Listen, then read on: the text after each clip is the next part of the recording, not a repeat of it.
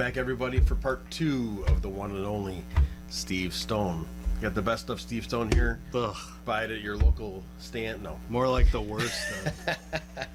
Right into us. You might be able to get a copy of this tape in the future here. We left off last time at the cliffhanger of the most famous chair shot in the history of Chicago independent wrestling.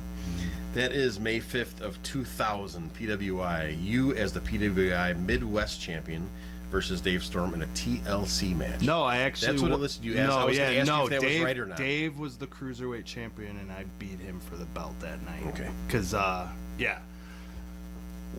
me and Dave talked for weeks putting that match together about how we could be different, how we could do whatever. And we went out and killed ourselves. But I remember watching it a few years later. I'm like, God damn, I didn't sell a thing. Like, I was so worried about getting to the next point of where we were going. Like, we did a superplex off the ladder, and I'm already up to my feet. What are you doing? I took a run off the top of the ladder. But anyway, poor Nick H had to get in the middle of something, and I had the chair, and you just hear a guy in the crowd yell, "Puppies!" and a boom, just like I'd never swung a chair. Ironically, Trevor used to do chair shot class, which is the craziest thing I ever thought of, and I never would get in to do it. But I did apologize a lot, and I remember I was the first one there to see if he was okay, and thankfully he was, because goddamn that. I was 6'4", but now I'm 6'2". For the record, you did get knocked out? Yeah, it knocked me out. Oh, Jesus Christ, I'm sorry. No, it knocked me out. Yeah. Yikes. After that one, you go to Pro Championship Wrestling, which is the next company that evolved out of PCW. Okay. Out of PWI. Yeah. And that ran from 2001 to 2014, and that had it was that long, wasn't 6, it? 7, 8 investors. Yeah. Me, Rick Rocket, Rick Knight, Dave, Sonny, who'd you say? Rick Rocket, John Burke, I'm sure, John, Jimmy, Dave. Yep. Wally. Quite a bit of people. Yeah, it was a lot of people. But that, like I said, that was when I was trying to start to branch out. Mm-hmm. I started learning a little more. Actually, to rewind, Danny Daniels started coming to the school before PCW started because he just wanted a ring to bump around it. I don't remember who he knew or if he knew Sonny or whatever, but he was still working for ECW. So I come in on a practice, I'm like, why is Danny Daniels here? And none of the other idiots in the class knew it was him.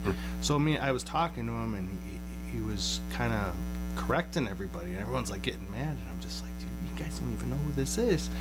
But then ECW was out of business a few months later. But funny story, he would come and do the practices, and we would just bump around, work matches and stuff. And that Lenny Douglas had this other guy, and there's this guy named Tom there. He didn't last very long, but they put a match together, and I think Danny might have said, "Oh yeah, it was good," just kind of like that. Yeah. They showed up at the November to Remember pay-per-view, asking for Danny outside of the building, saying, "Oh, Danny booked us to get a tryout." Danny's barely been with the company. He's a ref. He's still doing ring crew and all that stuff. So they're like, who are these fucking guys out here? And I remember the next week he just tore them apart. Just, you're gonna risk me losing my spot?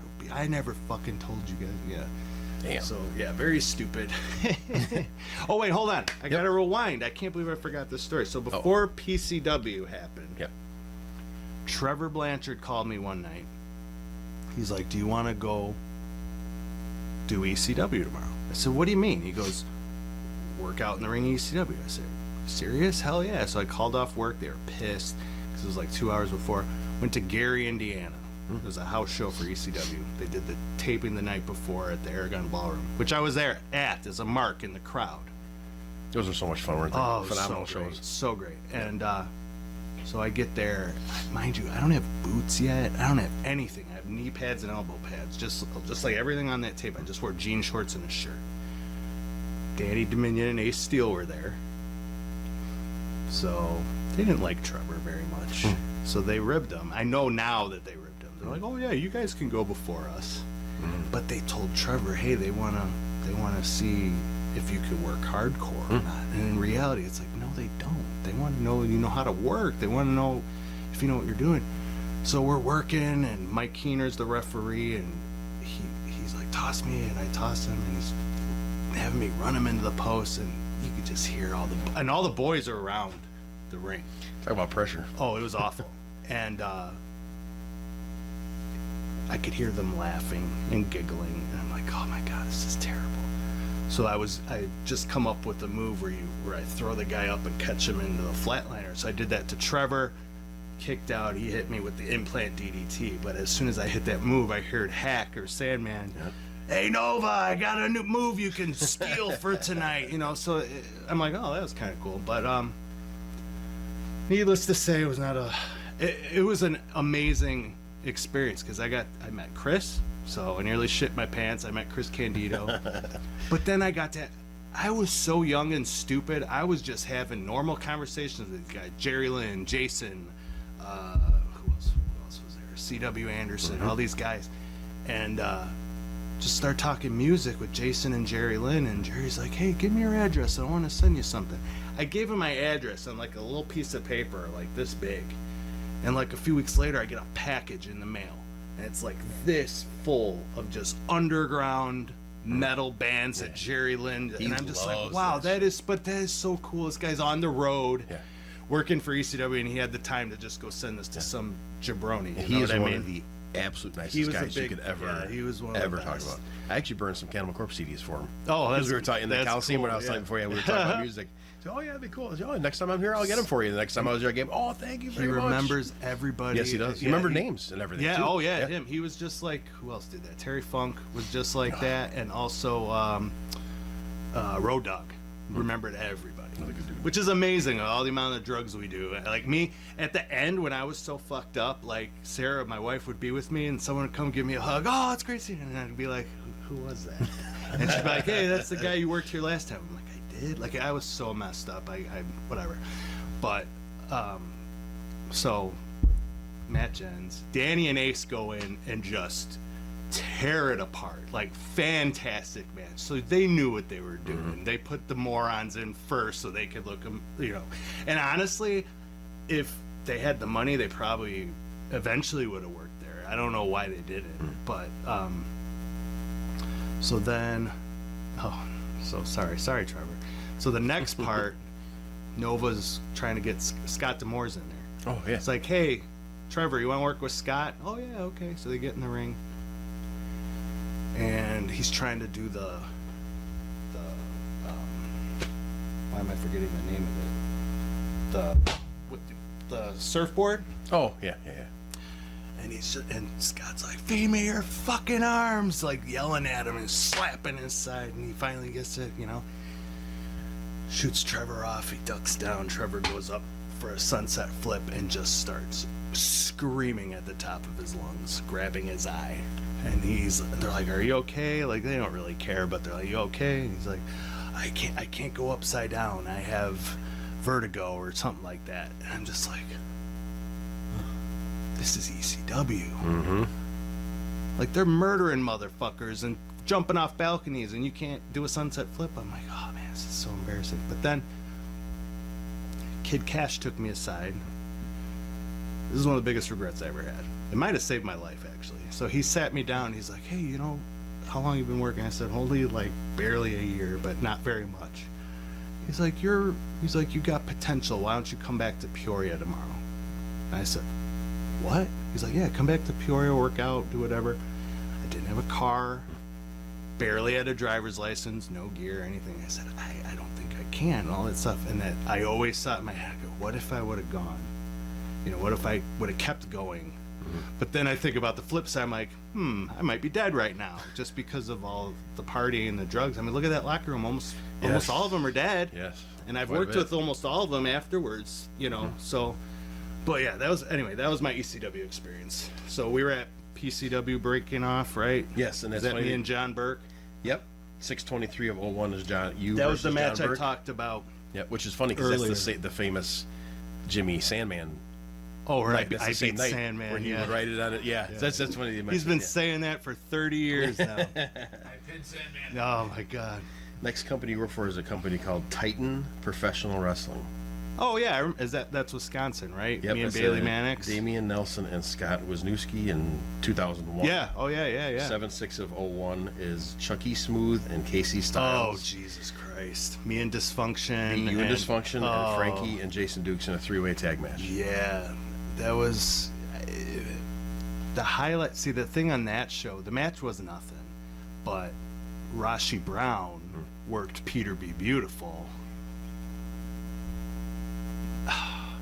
I don't like Peter B, and he knows that. I've always said that because I think he's just like a cancer to the business, but he can take a beating. And Rashi beat the living fuck Rashi out can of him. give it. Oh, and I've worked with Rashi many times, and but he came back and was just bloody and purple and all that stuff, and that's literally what I remember most about that show. And I remember Frank DeFalco kicking him out of the locker room because he smelled so bad. Oh, dude, he smelled like rotten eggs all the time. It was really, really bad. That's not what you want to get a. There's a lot of people that are like that, unfortunately. Yeah, that have I that. know. It's not fun It's working with those pretty people. bad, yeah. Back to PCW, 10/20 of '01. You defeat Danny Scott for the Midwest title. PCW. That was one of the best or favorite highlights of my career because my parents were both there, and I just started dating my wife, and she was there with them. Nice. So, and the match was really good. I can watch it now and probably pick out a million things that were wrong with it, but we were first. It was like it was before it was Dream Night, I think. Maybe it was Dream Night. I don't know. But the crowd was so hot and they were into everything, and I just remember that was fucking awesome. That was good. Actually, before that, I wrestled his partner Bailey Mannix at some random PCW show they did in Wisconsin. Sorry, I'm just adding that in there. Anytime. Nothing to talk about. Nothing to brag about. Next one, Mid American Wrestling, which is a pretty big company Carmine. in the Midwest region. Yes. 1993 to 2007 Yes. is when that ran. Oh yeah. By And the Vito, right? Carmine Despirito. that Yes. me? 1/12 of 2002. Airborne defeats you. That was tryout. We did the first. Rewind a little bit. So this is how my brain works. Public Enemy are the ones that actually took me inside and said, "Hey, you should do like a skinhead gimmick." Oh. Steve Kane, the referee, tries to say that it was him in Public Enemy, but no, bucktooth fuck. Public Enemy were the ones that gave it to me. I'm like, wow, I never even thought of that. And this is where the first time I used it was with Carmine. He wanted me to do that. Okay. So I came out in the black jeans and Danzig shirt. This is pretty much what the fuck I'm wearing now. And it was fun. Barfly Mike was the referee. I wasn't smartened up to that Barfly used to be a worker and was actually Craig's tag partner as the Wave Riders. Wave Rider, yep. But he was drunk all the time. So like he hits the finish on me. He's like, "Is that the fucking finish?" Like burying us. And I'm like, "What the fuck's this guy?" And we're like, "Yeah." And he counts to 3. And then I can't remember who took me aside. They're like, no, that was Dukes, I think. He's like, Okay. "Oh, that's gimmick. He's like the drunk referee." I said, "Oh, okay, whatever." But a lot of Punk was on that show. Punk and Cabana, I think, did an hour on that show. Damn. Dukes was on that show. Like that was when, me and Punk were cool then. Like I remember that being cool. And me and Bailey Mannix would just go up and help set up just to try to get booked for Carmine. And then he saw us work that Titan Pro show. Okay. And that's when he booked us because we were leather strap guys for one of the deathmatch tournament matches. Oh, like lumberjack. Yeah, lumberjack match? strap. Okay. Yeah. And now there's where my Punk thing comes from. I think it was a show before that, but there was a girl there. She was a stripper, and she used to manage Frankie and Jason Dukes. And she came out. I'm like, wow, And I go to the back just to like talk to everybody, and she's literally just stripped down naked and I'm just sitting, I'm fucking 18, 19, and I'm just like, whoa, what's happening? And I see Punk in the corner with a camera just filming her, right? What? So fast forward, the first time I met Punk was at the comic book convention. Him, Chucky Smooth, and Cabana were there, and he worked Chucky Smooth, and they did just this big comedy match, because they knew that, Tim Lyle's show was a fucking joke. They were working Ian's and doing all that already. I get an email from Punk not too long after. He's like, "Hey, do you have that match with me and Chucky and Cabana working on the comic book thing?" And I said, "Yeah," and I'd got it from Nick. And he's like, "We want to rib Cabana for his birthday." He's like, "You think you can mail it to me?" And he's like, "I'll send you the video that I got of Hollywood in the locker room." I'm like, "Deal, hell yeah!" Never got that video, but me and him were on good terms. He actually helped get me my spot in IWA, which a lot of people don't know. Anyway, where are we at? I don't remember. The next, this is the first time you meet Hardcore Craig in Mid American, or did you? No, meet he was not before there yet. He was on his hiatus right here. Okay. Yeah, I didn't meet him till maybe a couple years later. Okay. Because If I did, I didn't talk to him. Okay. I hadn't met him. Around this time, I sent you the video here the other day of, since we're on the subject of Craig, and up there when he was a tag team with Corporal Robinson. Oh yeah. The that was shots. like 2003, 2004, because me and Craig knew each other then. Yeah, definitely. The chair shots on KM Ultra. KM Ultra was a mark that would come to all the shows, and he would look like a registered sex offender. And He did have a trench coat on, I think, in that clip, didn't he? He would. We used to run shows at a skate park in Joliet, and the parents would ask him to leave. Like, we had to kick him out a couple times. It's like, "Hey, you're ruining our gig here. Get the fuck out of here." But he would hang out with that Sam Hart fucking chick. God damn, what a joke. But he would just come to shows and try to be involved and whatever. And then if Carmine being Carmine, it's like, I'll book this guy to get fucking murdered every time. Like, so it turned into a gimmick where, you know, one day Corp would do it. I think Frank hit him with a vacuum and busted open his like entire head, and then Craig would hit him, and I think maybe Dysfunction. It just turned into a gimmick that he was such a putz that he would get murdered every time. And he kept coming back. Yeah. Oh, yeah. After all this. Yeah, he was that stupid. But okay, I'll tell the story now because you brought him up. So Craig hadn't been wrestling for a few years because he took time off or whatever. I'd never met him, so it was like a handshake. Come on, Hardcore Craig, because I used to watch all the tapes with him doing the deathmatch shit, and then you learn real quick. Holy shit, he knows how to work too. But so Craig is in his Mid-American shirt. He's getting his pants and everything on, and Cam Eltra goes up to Craig. "That's my gimmick." And Craig looks at him and goes, "What?" He's like, "That's my gimmick. I wear that to the ring." The shirt? Yeah, the shirt and the pants. And he's like, "Who the fuck are you?" And he's like, I wear that to the ring." And he just screams out, "Carmine, this better be a fucking rib, because I'm gonna lose my fucking mind. My first night back, and this fucking," like, just lost it. And I don't think the chair shot happened that night. That was because him and Corp were teaming against me and not Vision. I always forget his name. AM Vision, right? Not Vision. That's the not other same one. Okay. Jay. Is it Jay Cross when he did the Stan Hansen gimmick? I always forget his name. His name is Jay. But we ended up doing a program with them. But it might have been on one of the shows that I wasn't booked on. I didn't get to see it until you sent me that video. That's so, because Craig is such a laid back guy. You don't see him. But when do you that. do, you Yeah, the fear. The fear is there. And I could say the thing I'm most proud about that is that, number one, he never judged me for my big mouth, my drug issues, or anything. And he was just never said anything. He could have, because I was a fuck up and I was making him look bad sometimes, and he could have, and he never did. But he out of everybody in the world, you'd think I would have fought with him most, and never once. He's one of the And best. everyone else, I've gotten into something with everybody, but me, he's just that guy. He's so laid back, but he's so good. He is. And such a good teacher. But He's one of the best. yeah, like that. It's like, wow, you just, and so that's the first time I'm meeting Craig, and I'm poking the dog or poking the bear. He's like, "Who is that fucking guy?" I'm like, "Oh, he's the one who, that's his gimmick or whatever."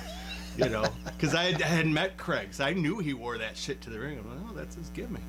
The fuck, it is his gimmick, you know. Next we come to Midwest Championship Wrestling. Brian 2000 to 2003. Yes, Brian Zenner. 126 of 02. You lose to Valak, who would have been a Windy City Jesus fucking Christ. Alumni. Let's back up a little bit, all right? The backstory. I So love it. Valak used to wrestle. I can't remember what he used to wrestle as, but he'd come out in the little, white sequin shirt with he'd have a rose to hand out to the girls or whatever. And it was a Windy City TV tape, and I was there with my friends, and he worked Mike Anthony. I bring this up every time I see Mike, and he laughs every time. I've never seen a beating like that in my life. It was like 35 chops, and this kid was purple and just bleeding, and he finally ended it. It was just like, so then I saw Mike years later. I'm like, I need to know about that match. He's a tough man. And I'm, and I'm like, what happened? He's like, oh, the kid was bragging about getting a title shot or something, and blah, blah, blah. I'm like, wow. I said, all I know is you became God to me in that moment. But fast forward. So PCW ends because I was their Midwest champion. I was supposed to work, I can't remember who, but I took a booking to work with Flash Flanagan. I thought it'd be better if I'm trying to make a name for myself, to work a guy that's currently in OVW and who could teach me, who ended up teaching me so much. It's like, wow, I made the right decision. So I did that show. They fired me that night. I think P.L. Myers came out and stripped me the belt and fired me. It's like, am I really getting fired? Come on. And so fast forward, Jason, I think I contacted Jason Rain. And he's like, are you done with them? He's like, I can get you booked. I said, yeah, I'd love to work there. So then I saw him, like, Valak. I'm like, who the fuck is this guy? I don't know who he is. So I get there. I'm like, oh my God, it's the guy Mike Anthony murdered. I'm like, I gotta work with this guy. Sandbagged me. Oh my God, it was so embarrassing because I had my whole family there. Brandon Blaze had opened the match with the Phoenix Twins and tore the fucking house down. Like, the crowd was insane. It was at the College Lake County, right? We're second. First of all, they introduced me first. I'm the babyface, so nobody reacts at all because Valak's the heel. I hate when people do that. Yeah. Especially when people aren't going to know who you are. You have to, whatever. And then all the PCW guys were there too. So I'm like, shit, I got something to prove here. And it was so bad. I'd never been more embarrassed in my life. Brandon still bust my balls to this day. We go out and do all that work to get that crowd into it, and you go and take a big dump in the fucking ring. I'm like, it wasn't me. I said, that kid didn't go on to do anything. I said, at least you saw that I could actually work. I mean, we did the wheel. I used to do the wheelbarrow with Dave, where he would roll up, and I realized real quick, wow, I need to pick and choose who I do that with, because Dave could push up he's got and go like that. I tried with him, he sandbagged me, it fell apart, and then the match was just lost from there. So yeah, that was embarrassing. I still got booked after that. I don't know why. I ended up doing maybe 2 or 3 more shows for Brian, but I don't know if I don't think I had heat, but I think Danny Dominion didn't like me. I don't know. I think he told Brad Bradley to beat me up. I swear I heard him say it as I was walking by. I'm like, oh God, I'm gonna get the shit beat out of me. But anyway, go ahead. I got one more match on here. 2-2 of 02 is you beat Jay Jensen. Yeah, that was like an all kids crowd for Brian Zenner, and just a real hot crowd. It was fun. I remember beating him. I remember Jay not being too happy that I was beating him. But then the next time we worked, he beat me by submission. So. But those are fun. Those are fun. I like Jay a lot. He would always come and do the Oshkosh shows with a lot of the LWF guys, because Jimmy would book all the LWF guys because Jimmy wanted to work LWF. Mm-hmm. So then they started doing the angle, the piece, like it was going to be the PWI versus LWF angle, but then it just turned into us being in the front row getting flipped on by Double M every single show, and we never got any heat back. So. But then Jimmy started getting booked and working the shows, and I'm like, all right, well, that was smart on his part. I mean, whatever. But no, I like Jay. Next new company, we have Neo Pro Wrestling in Minnesota. 2002 to 2006. 5/19 of 02. James Phoenix and yourself beat DDS Danny Scott and Pete Huge. He just passed away like last year. That's really sad. I liked Pete a lot. So James Phoenix is Jay Phoenix? Jay Phoenix. Is the same PCW guy? Okay. Yep. All four. Mannix got us on that show, and he ended up working Austin Aries before Aries was like, blew up. Yeah, we just opened the show. I mean, it was a fun trip to Minnesota. But I ended up knowing Pete huge later on when I would work for NWA Wisconsin. The Minnesota guys would come down and work for NWA Wisconsin, and we would all party together. And yeah, it was fun. Back to Mid-American Wrestling for a Battle Royal. Ton of names to throw out at you. Oh, here we go. 6-8 of 02. In that Battle Royal, the winner is Dysfunction. Oh, he was one of my best friends, and I miss him. I wish I would. He always invites me to shows, and I wish I would go more, but it's just hard with 2 kids and working overnights and all that crap. But He's a really good dude too. he was great. I would crash at his house all the time. We would party together, travel together, like some of the most fun. I remember when Chris Candido started working again after he got clean, I started getting him booked around the Midwest so he could prove he was clean again.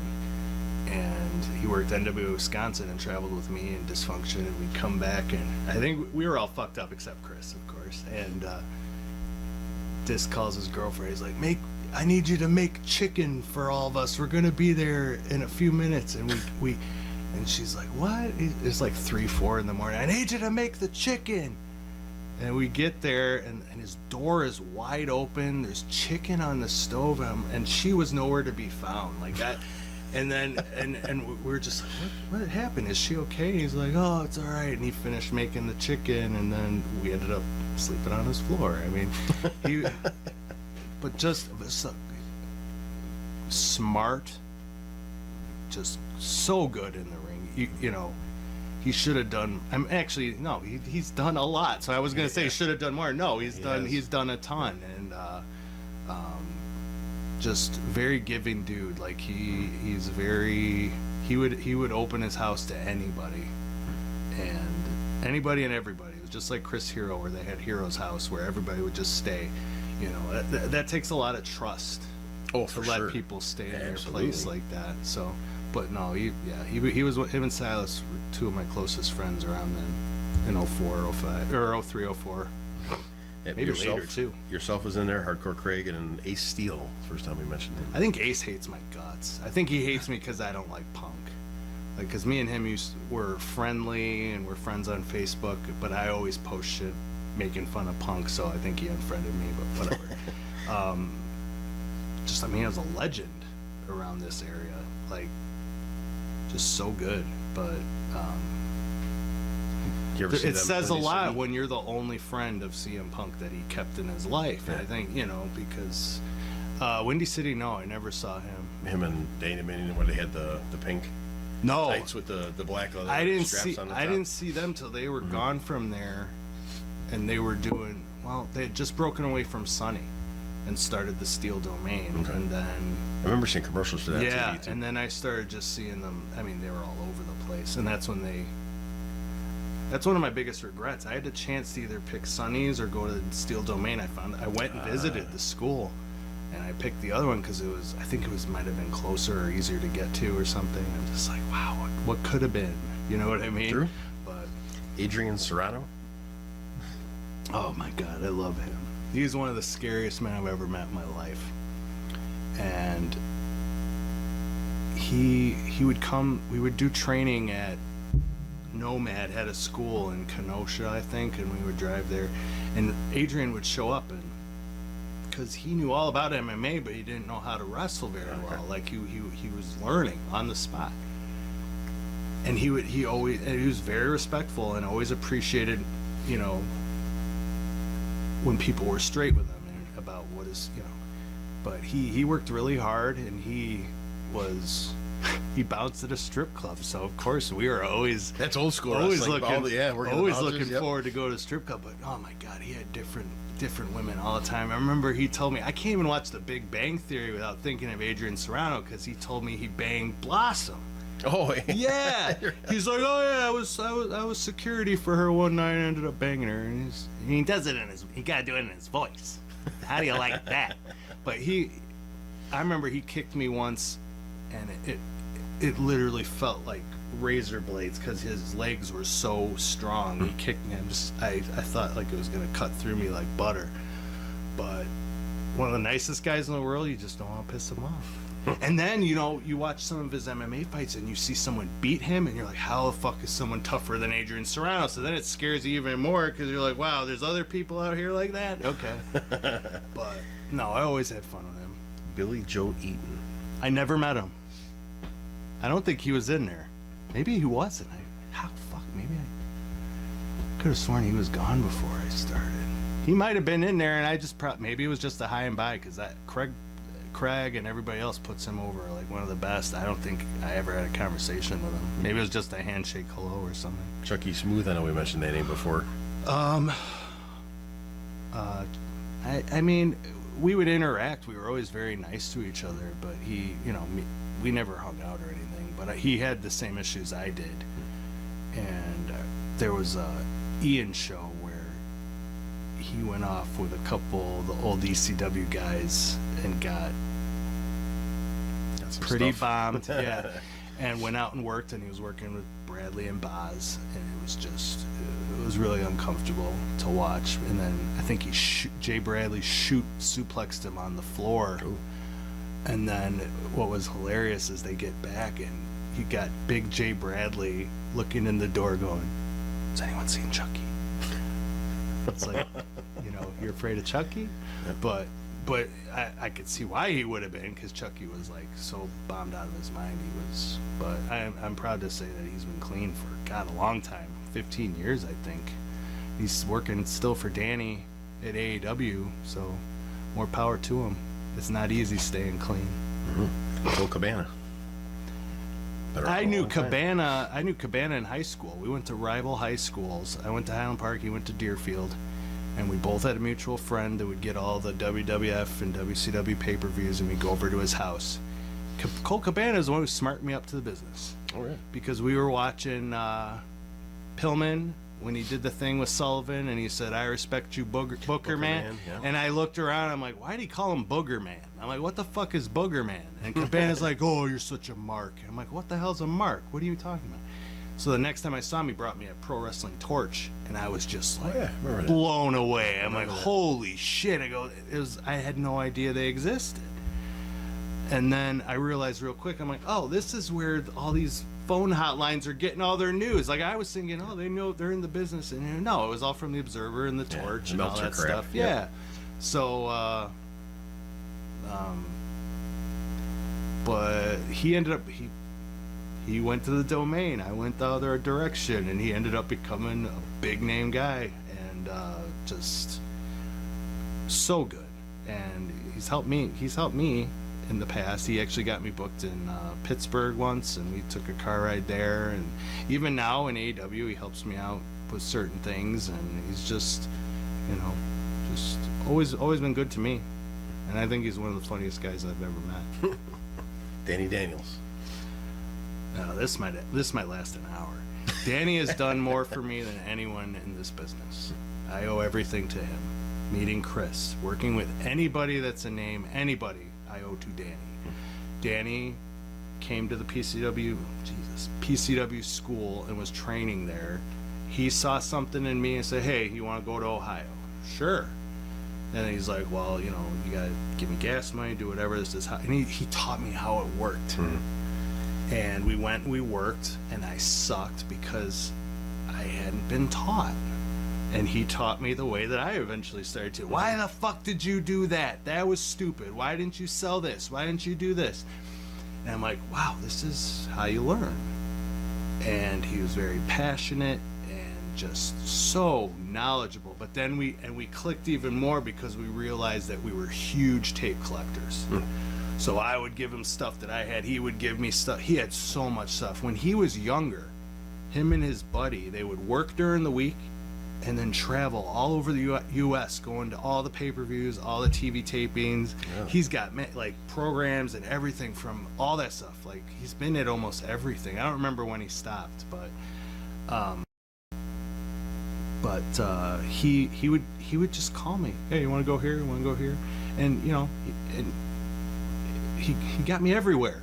He got me booked in Ohio a bunch of times. That's where I met Big Tom from War, and that became one of my favorite places to work. And then he got me XICW in Michigan, and then the biggest one is he brought me to IWA January of '03, and that was the biggest one. But and then he booked me for AEW a bunch of times too. So I owe him everything. I've texted, I still text him and we talk, and I thank him all the time for everything he did for me.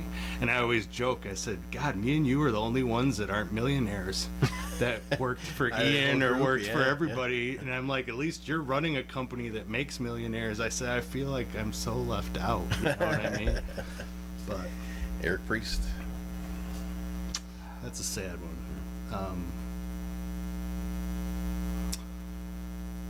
A few months before he passed, we were setting up doing our own podcast. Really?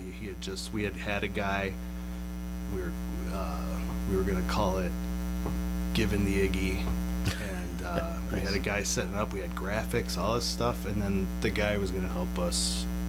Like disappeared. We couldn't get a hold of him. I don't know what happened. I don't have any ill will against the guy because he's a nice guy. But it was on Christmas Day. He wrote me, and some stuff had happened, and he's like, I'm moving to Arizona, and I got a guy who's gonna set this up for us. And then it was like, I think a week, or I don't remember the exact time, but it was a few weeks later I found out about him passing. And as soon as I read it, I said, oh my God, suicide. And then I read more, and Tony's the one told me, Tony Rican. He's like, oh no, it was a motorcycle crash. I'm like, oh my God. So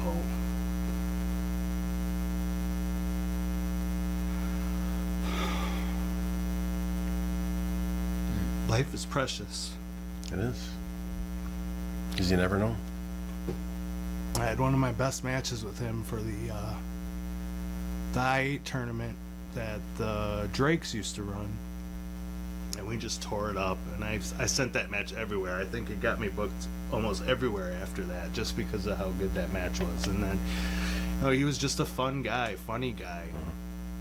He's the one. Him and his wife Jackie at the time were the ones that she taught my wife how to be a wife in wrestling. Because when my wife was a girlfriend, she'd be sitting with Jackie and be like, what are they doing back there? I want to go back there, blah, blah, blah. And she's smarting my wife up. No, this is how we act as the wives. They're not doing anything, which, that's bullshit. But smartened her up. And then when she'd have these crazy girlfriends or wives, she would smarten them up. It was like passing of the torch, teaching these girls how to be women wives and women girlfriends. A lot of them didn't get it. It's true. And going back to my wife, that's the main reason I kept going back to my wife. I was an idiot. I broke up with my wife all the time because I thought there was greener pastures. But then you meet these idiot girls. Well, you gotta pick me over wrestling. Well, see ya. Jesus Christ, get out, whatever. And she was the only one who understood business. She'd been around it her whole life. Yeah, her father. Yep, absolutely. Yeah. But anyway, Mike was a good dude. I try to end a lot of conversations with close friends with I Love You, and I always did with him, and I'm glad I got to do that show for him. Just, to celebrate his life. But he'll be missed. He was a big influence on a lot of guys. Jason Dukes was in there again. Yep. Mitch Blake. Fury Mitch Blake. See, like my interactions with him at the beginning were pretty bad. Like me and Cameron Cage worked him, and I don't know if it was his cousin, but Jeffro King wasn't a Fury anymore. It was this other guy, and I don't remember. It was for the Turbos, and we just got into big arguments. Like, no, we're the heels. No, we're the heels. No, we're not putting you over. No, we're not putting you over. And it was just like a bitch fest. And then we ended up doing a double pin. It was garbage and all that. But anytime I saw him after that, we were always cool. He even, when I was down and out, he wrote me in and said he could get me work too, and I'll always remember that. But like I said, I was a dumb kid. He had been around forever, and it's like, who's this idiot saying he's not going to be a heel? I'm the veteran, you know what I mean? So no, me and Mitch have always got along. Rick Walsh. I don't know who that is. I don't either. And the last one on here is Skull Crusher, who we know as Rashi Brown. I love Rashi. I just found out he unfriended me on Facebook, or I hope he got a new Facebook, because that really makes me sad that he unfriended me. But it might have been a Punk thing, because he would get mad when I made fun of Punk too. But he when the thing I'll always remember is when a certain situation happened with me and a woman. One of the boys was making out with my then girlfriend, and he came up to me in the next show. And mind you, so many people turned on me. So many people just had ill will towards me and wanted, and just we'll get into that. But anyway, he took me aside. I'm like, oh my God, now Skull Crusher is gonna be mad at me. And he said to me, he goes, I'm working that dude tonight that kissed your girlfriend. He's like, you don't do that to the boys. He's like, I want you to watch the match, and just gave him a lesson. And I'll always remember that. He was fun to work with. He was always funny, and just, you know, it could be terrifying if you're just meeting him to work with him. But Jason, even when I would work with him and Dukes, like Dukes would tell me, he goes, you really impressed Rashi tonight when you fed him your chest to light you up. I said, well, I was the heel. And he's like, I know, but a lot of people get scared to work him. And it's not like he was overly stiff with me. He was great. Hell, he put me over in 5 seconds for Frank, because it was like a tournament. He's like, I'm gonna hit you with one boot, I'll miss you, and just roll me up. And he put me over. You know, I had my feet on the ropes and stuff, but he didn't have to do that. Yeah. But yeah. All right. Overall, good guy. Another Mid-American match, 831 of 02. You wrestled Mitch Paradise. Mitch was a guy from Minnesota, and it was just a one-off. I remember him being really soft-spoken and really nice, but I never had any interaction with him after that. It was just me coming in, putting him over. International Wrestling Cartel is Pennsylvania. Oh, yeah. You wrestled 1019 of 02. Matt Vandal. Yes, that's correct. I'm just testing my memory. You got here. a lot better. See, I can quiz people. I usually do it. So I'm throwing it in. You got a great memory. Yeah, a lot better than you thought you would. That's the show that Cabana got me on. And we drove to Pittsburgh, and him and Punk had like some heat or something, so they drove separately. I think that's why he got me booked, so I could ride with him. And we get there, and once again, Phil was great. Big hugs. Oh, you got booked. That's great. Match wasn't that good because I wasn't known at all, so I kind of got shit on by the crowd, and we were the first after intermission. That's a hard spot to be into on a curve. But do you remember a job guy named T. Rentula? He used to do some jobs for WCW and stuff. Yes. He was like one of the guys putting our match together, and he just told Matt Vandal to eat me up, like told him don't give him anything, all this stuff. And Matt was pretty new at the time, and I said, you know, not to be a jerk, I said, but we just drove like 8 hours. I said, you know, I'm not gonna let you eat me up. Yeah. And he was nice, and we had it was okay. I mean, the crowd, like I said, shit on it, but the guy didn't say anything for, you know, me getting some offense on him. But another next new one, XICW. That's in Detroit. Michigan, right? Yep, oh yeah, Monroe. Detroit. Yep. 112 of 03. Kamikaze and Keith Cream against you and Havoc McKay. That's actually Havoc from the LWF. Oh, yeah, it was me and Havoc. We went down with Danny Daniels. These were shows run by Malcolm Monroe the third. Second. His son is the third, right? I can never. Yeah, his son is the third. He's the second. Yeah, that's right. And he would run shows at this bar where just like everyone and anybody that came out of Michigan worked there. Mm-hmm. Shelley, Sabin, Jimmy Jacobs, you know, everybody worked for Malcolm Monroe. And the one thing I do remember is we're putting the tag match together, and Havoc just keeps doing this. Maybe we should do this spot. And I'm like looking at him, and Keith Cream, I'll never forget, he goes, you mind telling us the stuff you're gonna hurt us with? He's like, I'd like to know what we're gonna get hurt with. But I mean, it ended up being fun. It was a somber occasion because it was a tribute show for oh my god, I can't remember his name. Somebody, it was one of all their close friend that passed away. I don't shit for the life of me, I can't remember his name. But I mean, so everyone's kind of upset about it. But oh wait, no, Yukon Braxton was the guy who passed away. Yes. 1 week actually, Here we less than a go. week later, Yep. here comes IWA Mid South, the premier Beginning promotion of the for end. hardcore wrestling in the Midwest. Oh yeah. Run by Ian Rotten from 96 to 22. Yeah. All through Indiana, Illinois, Yeah, wow. Kentucky. Did a show at the ECW arena. He's Yes, he did. yeah, he's 117 of 03, you beat Alex Shelley. Yep. That was okay. That was show. Was that show 299 or was that 301? Do you remember? I think it was no. It was 301. Wait, it was 30. Wait, 299. Oh no. I'm sorry. Yes, it was 299 because the next week was 300 and I worked the next day. Okay, so 299. Danny once again got me the match, and Alex Shelley was brand new, you know, just trying to get his name out there. So he put us together. He literally flipped a coin. Here's who's going over, and that's what it was.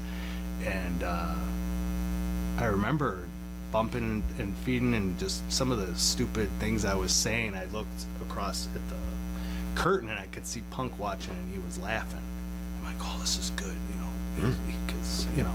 And you know, Danny was always over with Ian. So anyway, after the match, they said you did really good. He wants you to come back. I'm like, oh, that's fantastic, because I was a big tape guy, so I'm watching all these guys doing the IWA. I'm like, that's where I want to be. And so then the next week was the 300 show. It was it was like a 7.5 hour show. And I wasn't even on it. I just went because we were staying there, because then I was working the next day. Yeah. Right? So, oh my God. And yeah, that was the longest show of my life. But Corporal Robinson turned babyface to like one of the biggest pops I ever heard in my life on that show. And Harley Race was there. Really?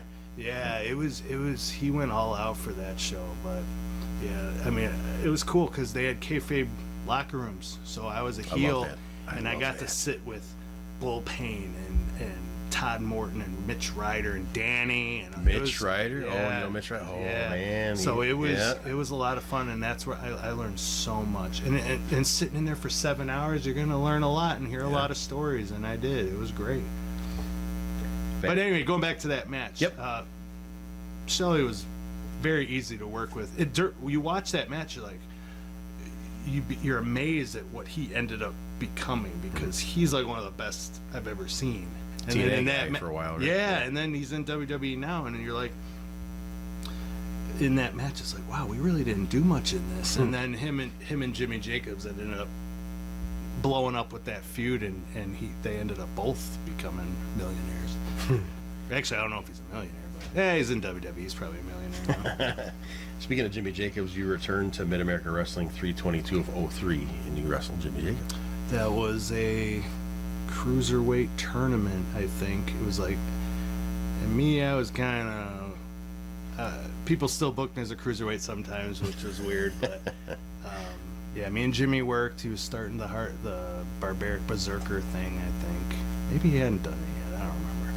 But Sean Davari was in the tournament, and everybody. I remember Mad Dog Vachon being there in a wheelchair, while that stripper that I was telling you about, Hollywood, is just stripping naked right in front of him, getting dressed, and me and Sean Davari and Jimmy Jacobs were just staring. We're like, does she know she's changing in front of Mad Dog Vachon? We're like, she probably doesn't know.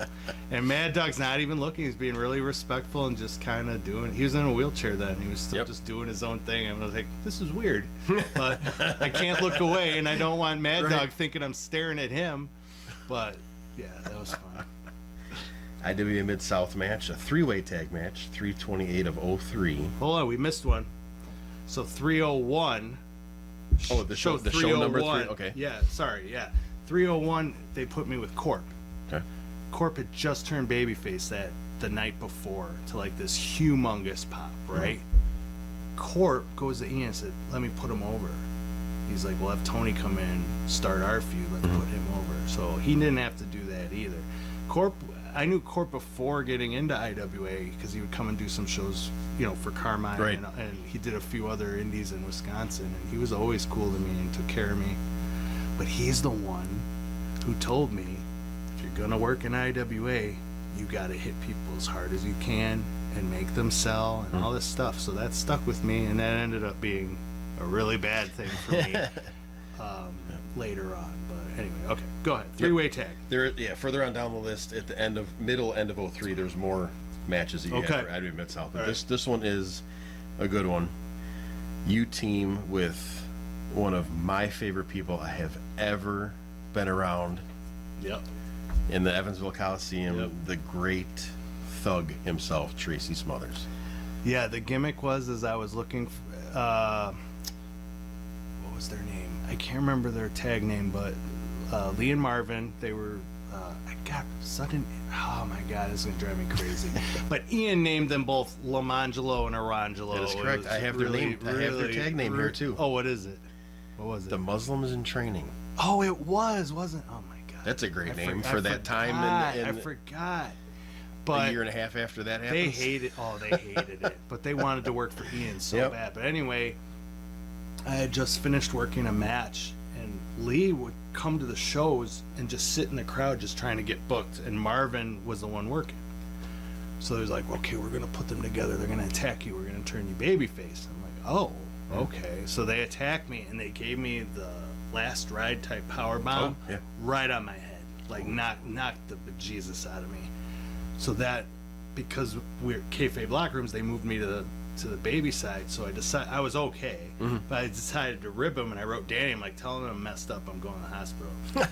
So the show ends. So and those were like 8 hours long. So they're sitting there, oh my God, and then they get out and they saw me, and they're like, oh, you're such a dick. Why would you have us worry like that? I said, because you dropped me on my head. But I love both those guys. But anyway, so the gimmick was, I was looking for a tag partner. Okay. So every week I'd come out and I'd ask Chris Hero, and I asked maybe Ian. I don't remember who else, but the gimmick was it was a mystery partner. Sure. And then all of a sudden Tracy's music hits, and it's just like, and you even see it on tape. I just start dancing because it was so cool knowing I get to team, because I was a huge Smoky Mountain Wrestling Yes. guy, and he was just so smart, and he just wanted to help the business. He wanted everyone to succeed. He wanted everyone to learn. He wanted everyone to move forward and just keep paying it forward and keep guys getting better. But he's the one who told me, he goes, you know, you're talented, but you look like shit. He's like, you need to start working out. He's like, you need to get some gear, get a tan. So he was the one who kind of put it in my head. Okay, if I want to do some of this, I gotta actually look good. And that's when right after that was when I started working out. I got gear made, and but I got to team with him a couple times, and he's a trip. Yeah, he's he's one of the funniest. He's guys one of the too. toughest guys Toughest. too. He's one of the guys like you mentioned before. You don't want to get him mad. No, He no. will go nuts, and he will hurt people. There were stories when there was riots at IWA where he punched holes in the walls yeah. because he got so fired up Yeah. because it was turning into a shoot. But Balls Mahoney said that Tracy, I think he was like driving by and he saw someone in his, like a cousin or something, getting beat up by like 6 guys, and Tracy got up and started beating the fuck out of all of them, and some guy came and hit him with a bat like to the back, and Tracy just turned around and said, I'm gonna get you next, motherfucker, and just started beating them up. It's like, holy shit, he sold a bat, and He'll take on the whole crowd at the show too if he doesn't care. And that's I think the best part about wrestling is you look at some of these guys, you're like Santino Morella's a shooter. You know, you look at him like, yeah, right.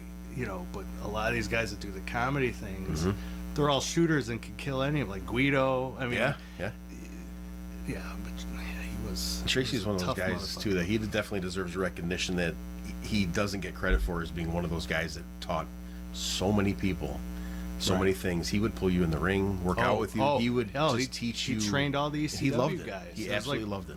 It was a rule that you had to get in and train with Tracy if you were a young guy, Yeah. and it made them better. How else are you supposed to get better? Yeah.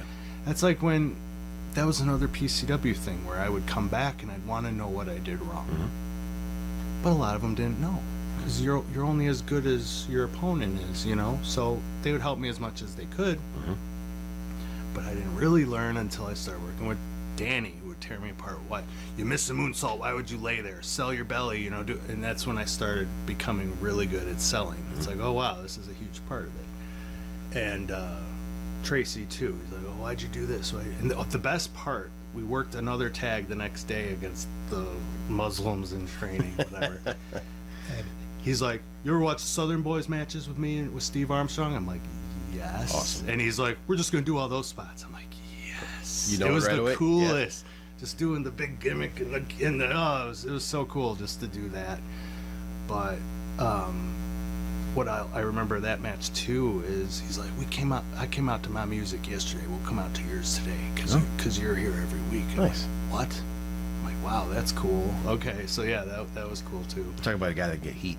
Especially the stuff he did JCW, man, he would get heat. He didn't care. Like he wouldn't. Oh, he loved it. He loved every minute of it. And do you remember who that third team was in that three-way match? Mean and Hard. Yeah. Roland Hard and Mean Mitch Page. That's correct. Mitch Page didn't like me either. Roland I loved. I worked with him a lot early on. He passed away of cancer a while ago, but he was always very nice with me and taught me how to be a better heel because he was so good at being a babyface there. Because he'd been there forever, so he was, you know, like a Lawler in Memphis, Roland in Louisville, or not Louisville, wherever we were, Clarksville. You know, Yeah, Clarksville, he had been Indiana. there for Yep. he had been there for years, so he knew what to do and what not to do. So All right, a couple PCW matches here before we go on to the Ohio section. 4/12 of 03, Mike Horning and Tony Rican defeat you and Trick Davis. that was when they brought me back. They said you're going to be a mystery partner for Trick Davis. This is the first time I met Tony Rican and Mike Horning, and it's what's funny is I ended up standing up in my wedding, and Tony Rican was the most annoying person I ever met in my life, and it's amazing that he turned into one of my best friends because we're just total opposites. Me and Mike are total opposites. You know, he was the popular, you know, good-looking athlete guy, and none of us would have ever hung out in high school. But you get into wrestling, it's just so full of just rejects and different people. But I remember Mike screwing up a spot and Tony screwing up a spot, and I remember beating them up pretty badly, and they didn't complain. And I think that's probably what made me like them. I remember Trick getting mad about some of the screw ups because Trick was going down to Ian's with me too, so Trick was starting to get taught how to, you know, get angry and start being a little more aggressive. But and then they paid me $10 and I was furious. Oh, boy. And I think I did one more show after that for Dream Night. They gave me $10. I'm like, yeah, I'm not going back. Oh no, that's when I went to work for Jimmy, and then they fired me. Well, 2 Fired weeks me later, again. you do have another show for them. It's you and John Burke beat the Chicago Connection. Yeah, I was Chris John's. Styles and Jared That's what it was. I was John's mystery partner too, and it was at the school. They had a training school, and they used to run shows out. Oh, they of did it. do? Okay. Yeah. So I mean, I came out. No one really knew who I was because I hadn't been there in forever. That was Jared Priest and Chris Styles, right? Yep. Oh, Jared Priest. The greatest Jared Priest story ever. So Ric Flair gets brought in for Dream Night. And he sees Jared Priest. I don't even know why he did it. Maybe Jared said something to him that pissed him off or whatever, but he gave him Tommy Dreamer's number. Tommy was the head of talent relations. He was? And he said, Tommy, you give Tommy a call, tell him I told you to call. He's gonna book you. And I guess, I don't know if he called Tommy like 100 times, but it was a rib on Tommy that Flair played at Jared Priest's expense. I don't even know if he knows that happened. So maybe I'm exposing that right now. But I thought it was funny because I'm the one who witnessed it. And he hated me too. He always told people he was going to beat me up, and anytime he saw me, he would just shake my hand. And, you know, wrestling's full of fake tough guys. And I never said I was tough. I could take a beating and could give one out, I guess.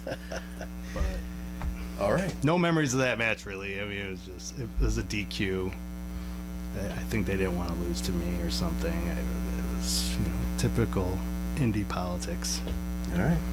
We are deep in the thick of your career so far. We got War we got coming up. We got one last PCW one coming up, MSPW, Ooh, CCW. my favorite. That's all coming up. So Folks, we go into part 3 with the one and only Steve Stone. So join us for part 3 coming soon.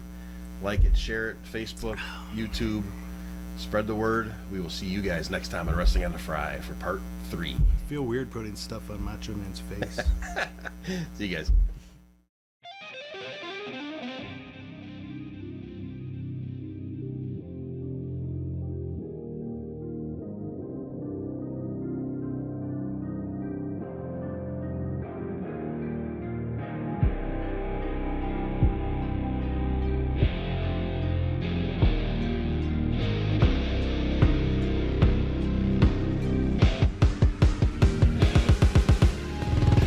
There was a match. They put me and him in a feud. And I think Austin and Rock had just happened, where Austin turned... No, it was a couple years before. Well, Austin did the heel thing where he hit The Rock with like 10 chair shots and then pinned him and then turned heel. He wanted to do that. Oh, God. And I'm like, what? He goes, yeah, I want you to hit me with like 6 chair shots and then you can pin me. And I said, are you sure? And he said, yeah.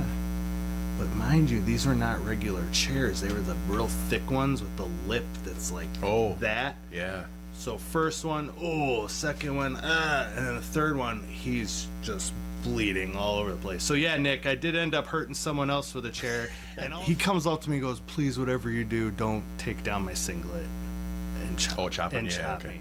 So what's the first thing I did? Of course. I chopped him like 40 times. Like, that was the match. But we followed a TLC match, was the opener of the show. Great dude. Great dude. I remember he would always...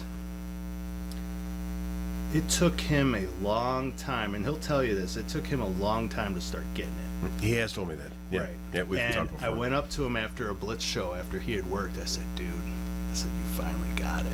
He's like, what? Because I would always, and he'd always ask me, and I would critique him and tell him and whatever. I said, you're getting it. I said, you're finally working as a big guy. I said, you're selling. You're not bumping for people you shouldn't bump for. And ones who would check up on me every day. But he's also one of the ones who would shoot with me too. And he told me it's because you shoot with me all the time. And he if I was wrong, he'd tell me, he's like, dude, you know, you're depressing yourself for no reason. Or he would bring me out of it or tell me, God, you're acting like an idiot. Stuff like that. So...